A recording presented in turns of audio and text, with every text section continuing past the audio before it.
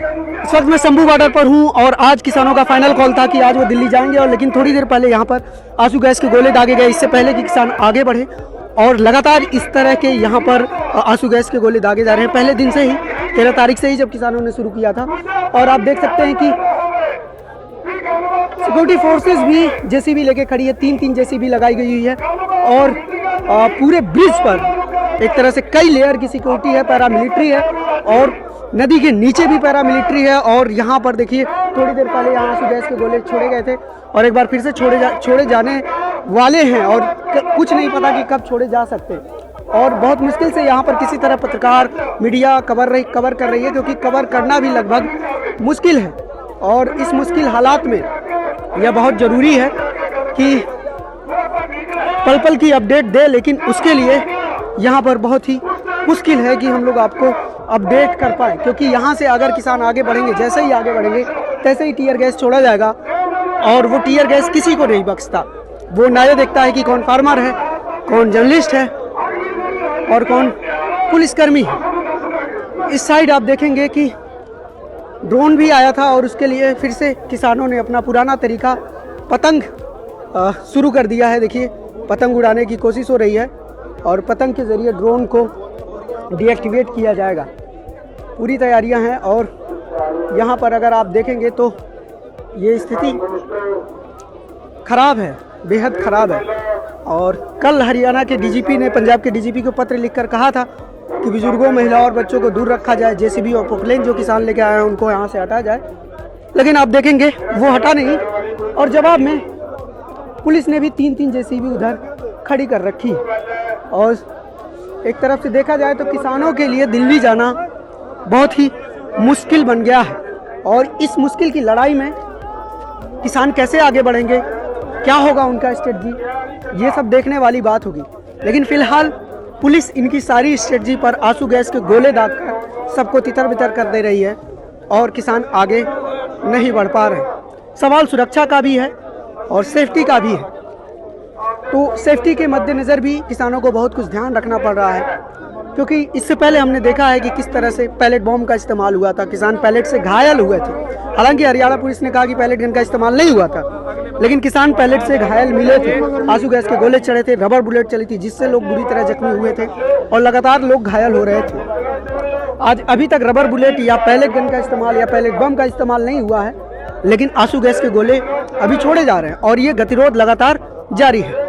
अब देख सकते हैं कि अब किसानों ने बंकर भी बना दिया है, और इस तरह से पुलिस की जवाबी कार्रवाई से बचने के लिए, अपने सेफ्टी के लिए और सुरक्षा के लिए इसको बनाया है।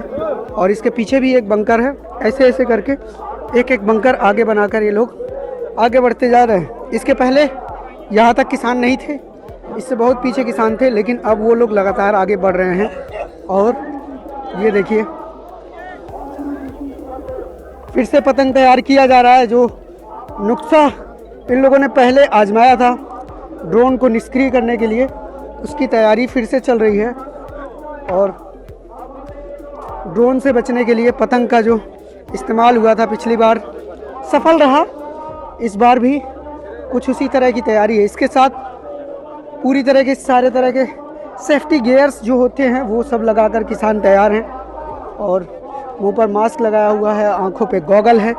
ये सारी तैयारियां हैं। इसके साथ ही बंकर बनाए जा रहे हैं, और पानी का लगातार छिड़काव हो रहा है, और स्थिति यही है। और फिलहाल एक तरह के जैसे होता है कि युद्ध विराम की स्थिति होती है, उसी तरह की स्थिति है, क्योंकि एक बार फिर से सरकार और किसानों के बीच बातचीत हो रही है।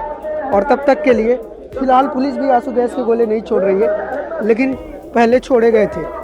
और यहाँ देखिए लोग तैयार हैं पूरी तरह से। किसान नेता आगे की जो भी रणनीति बनाएंगे उसको फॉलो करेंगे, और सब यहाँ पर ये आंसू गैस के गोले जो छोड़े गए थे उसका असर ये है कि लगातार छींक आ रही है। और ये मैंने अपने जो गालों पे लगाया हुआ है ये इसीलिए है ताकि मैं इसकी जलन से बच सकूं और जलन कम हो, और थोड़ा सा इससे कंट्रोल हो रहा है। ये किसान ही ये तरीका आजमा रहे हैं, उन्होंने ही मुझे भी लगाया है, तो ये तरीका थोड़ा कारगर भी है। और आप देखिए भर भर के बोरियां हैं, आगे और बंकर बनाए जाएंगे। देखिए इस तरह से यहाँ पर बंकर बनाए गए हैं और लोग पूरी तरह से लाठी डंडों के साथ तैयार हैं। ये देखिए ट्रॉलियों में ऐसे भर भर के रेते लाई गई हैं और इससे बंकर बनाना है। और एक कामगार तरीका नज़र आ रहा है किसानों को, क्योंकि बंकर के ज़रिए वो एक बंकर बनाएंगे और उससे आगे बढ़ेंगे, फिर अगला बंकर बनाएंगे, फिर आगे बढ़ेंगे और इस तरह से। लेकिन दूसरी तरफ पुलिस भी पूरी तरह से तैयार है।